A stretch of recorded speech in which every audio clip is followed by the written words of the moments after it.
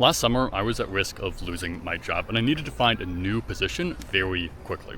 Now, luckily, I was able to find a position at Amazon about a month before I would have been laid off, but that meant moving to Herndon, Virginia, where the average rent is $3,000 per month. And even if you want to live in a studio apartment, the average rent for those is still basically $2,000 a month. But I'm an extremely frugal person, and this whole YouTube channel is about living frugally, and I run an entire business helping people massively reduce their expenses, so even paying $2,000 a month just wasn't going to work for me. So instead, I'm spending $750 for rent, and that includes utilities and it includes internet. So in this video, I want to walk you through how I found that apartment, a few different ways that I save, and along the way, I'll give you a little bit of a tour. And my secret agenda for this video is that you see that living frugally really isn't that bad. But let me start with how I found this apartment that I currently live in, because you're not going to find a deal like this one if you look on a site like apartments.com. Sites like those is where you're going to find the newest and most overpriced stuff. Like $6K for an apartment? Yeah, I'm good. I have found much better deals on sites like Facebook Marketplace and on Craigslist, which is where I found this place.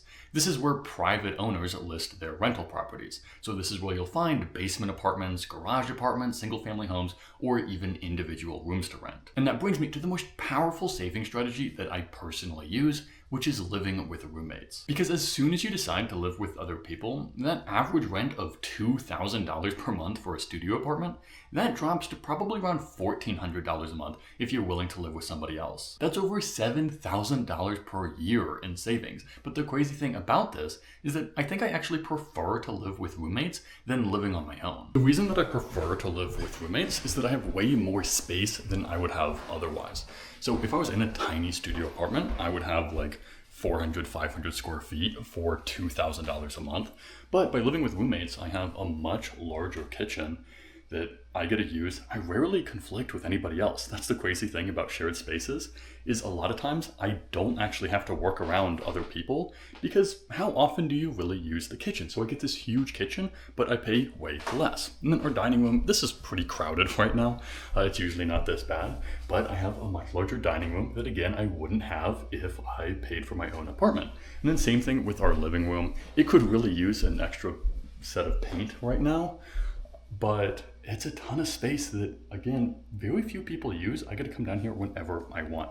But honestly, the thing I like most about this place is the backyard. All those people paying $2,000 a month for an apartment are all getting balconies that are like 2 foot by 4 foot. But here I get this massive back porch, which I absolutely love. And this really big backyard, all these huge trees.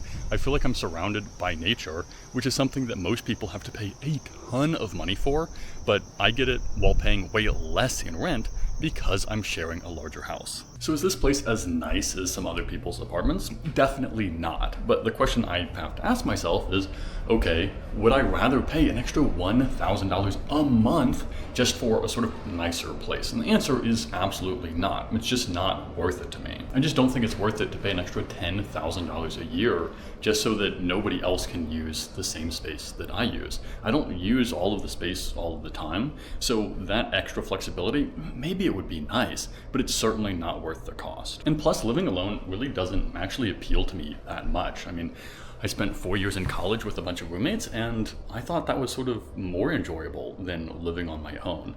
I don't hang out a ton with the roommates in this place, but they're nice people, we get along. And I would rather have that than sort of feel lonely in my own space. It is sort of a built-in community. And plus, I've really always lived with roommates. I mean, I was growing up, I had my 2 siblings, I had my parents in the same house. Then I was off to college, I was living with a ton of people. My senior year of college, I think there were like a dozen people living in the house, and we only had 2 bathrooms to share, and it was still fine. So now in my own place, much larger space with only 3 other roommates, I think it's just a way better deal. And even better than college, is I actually do sort of have my own private bathroom. Now, it's not a full bathroom, so it doesn't have a shower, but I still do have my own little bathroom. It's got, oh my gosh, it's so small. Little sink, and it's got a toilet. So this is where I usually use the restroom, but I do share a shower, but that's really the only thing I have to share with somebody else. Now, what was crazy about this is that in my last place where I was living before this, I was paying a little more in rent. I was paying like $1,000 a month in rent, but I had my own full bathroom.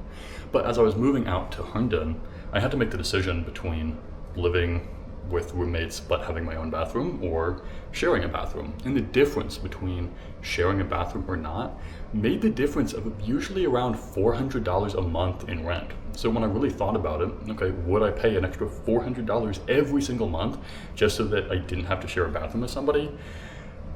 I know some people would take that trade-off, but personally I just didn't really see the value in spending that much money. What's been cool about this is even though I now share a shower with somebody, it's never been an issue. Like, we never both need to shower at the same time. It's just literally never been a problem. So I'm really glad that I made that decision. And so here it is. It's definitely not like the nicest place ever, but you know, we keep it tidy enough. It does the job, serves a purpose, and again, saves me a ton of money. And remember that when I was in college, I was sharing 2 bathrooms across 12 people. So that's 6 people per bathroom. And honestly, they were less nice than the one we have here. And since I do have my own bathroom, it's not like I can't use the restroom when I need to. The only time it would ever even possibly be an issue is if for whatever reason, we both needed to shower at the exact same time, which hasn't really happened. I don't really know why that would happen. And so I don't think this is going to be an issue in the future. But again, if I wanted to live in a place where I had my own bathroom, I would probably be paying at least $1,200 a month. A lot of places were around $1,400 a month, so even more expensive. But here I'm paying $750, and really the biggest difference is just that I share a bathroom. So this can easily be the difference in $500 per month in rent. That's $6,000 per year. And I will happily save $6,000 per year if it means I share a shower with somebody else. That is no problem to me. And then let me show you my room. So you've sort of seen part of it already. It's not that large, but this is it. I think I measured it at one point, and I believe it was about 9.5 feet across, sort of the short way.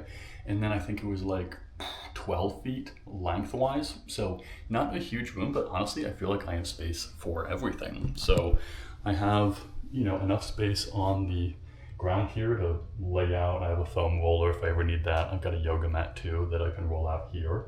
I've got my little desk here. This is where I do all of my work. I film YouTube videos from here. I do just about everything. I have a huge bed, so I would actually have a lot more space if I didn't have a queen size bed, but again, fits it with absolutely no problem. Huge bulky light for YouTube. I sort of use these plastic bins as my dresser. They don't look that good, but they serve the job. And they were a lot cheaper than buying like a big nice dresser, and they're very easy to move. Then I've got my bookshelves and my books. Really, I mostly just have this to make my YouTube background look better. I don't need a lot of decoration in my room. As you can sort of see, I am fine with a plain blank wall. That doesn't bother me at all. So I can really fit everything I need.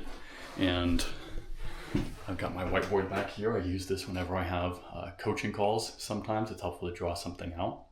And I just move this whenever I'm shooting YouTube videos. Usually I'll just move this over to this other corner so it's out of the way.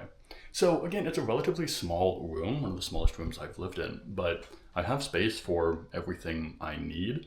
I again have a huge downstairs that I can use because I get access to this whole building, even though I'm splitting rent. So I never really feel crammed. I don't need a huge room.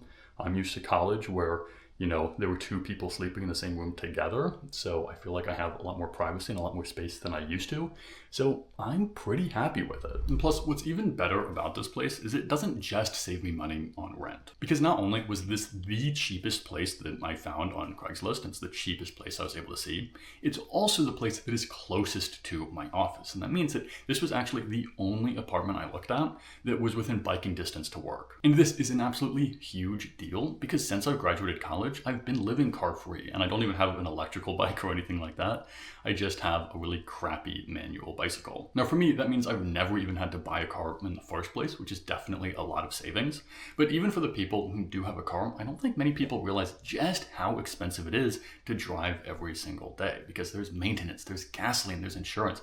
All of those things usually add up to thousands of dollars per year. And I'm very fortunate that I can go completely car-free because I can bike to a nearby grocery store, I can bike to work, and I can bike to the gym that I go to. So I can go everywhere that I frequently go just on a bike. And when I need to, I can Uber somewhere else when a rare occasion comes up that I need to go outside of that sort of those 3 places I go to all of the time. So personally, this is about an 18-minute bike ride to the office. It's a super flat, easy ride, so it's not difficult at all. And then on the way back from work, there's a really big grocery store, so I can just stop off there and then bike home. If I really need to though, there's also another market that's about a half-mile away. It's a little more expensive and it's not the place I like to shop, but if I need to pick something up, it's like a 10-minute walk. It's super convenient. And then the kickboxing gym I go to is just about 1.5 miles down the road, so that's less than a 10-minute bike ride. Again, super easy. And then what's even better about this place is that one, I'm only about a block or 2 away from a bus stop. I haven't even used the bus since I've moved here, but it's nice to note that I can. But even more importantly, I'm only about 1 mile away from the nearest metro station. So when I want to, I can take 5-minute bike ride, get to the metro station. I can get all the way into DC, or I can get out to the airport directly from that metro line. This gives me a ton of accessibility, and I know that there's a lot of people who don't even consider that they could use public transit. But again, this can save them a ton of money, and it can open up a lot more destinations if they do want to go car free. So it's hard to say exactly how much money this saves me. I've never really done the math on what kind of car I would buy and how much that would cost me over time. But I think it's pretty safe to say that this saves me at least a couple $1,000s per year. The average person in the US spends like $9,000 per year on their vehicle. I spend like less than $100 a year on my bicycle, and it's still running after like 40 years. If you can get to a really routine place without driving, it's actually kind of crazy how much money it can save you. And it's all of these decisions combined that help me live on so little every year. Because if I lived in even a similar apartment to this one, but a few miles away where I feel like I would need to drive, well, then that would be thousands more dollars per year that I was spending. And if I felt like I had to have my own bathroom, well, that's maybe another $500 a month, another $6,000 per year that I would be spending. Or if I felt like I had to live on my own and couldn't even have roommates, well, then that's another $500 per month. Now, all of a sudden, I'm spending $12,000 per year on housing and maybe $5,000 or $6,000 more on transportation. That would almost double my expenses. Last year, I spent just over $20,000 per year. So some of the decisions I've made that I've talked about in this video, like sharing a bathroom, living with roommates, and being car free, those probably save me, I would say conservatively, that saves me around $18,000 per year. But again, I'm happier living here than I think I would be in a lot of other places. It's small, but it feels cozy. I have more space downstairs than I would have otherwise. I have more nature and a larger backyard than I would have otherwise. And I have roommates who I can talk to when I'm bored. So I'm much happier here than I would be in one of those other places. And at those other places, I'd be spending at least twice as much money on rent. So learning to be a frugal person has literally changed my life. And it's the reason that I'm on track to reach financial freedom while I'm still in my 20s.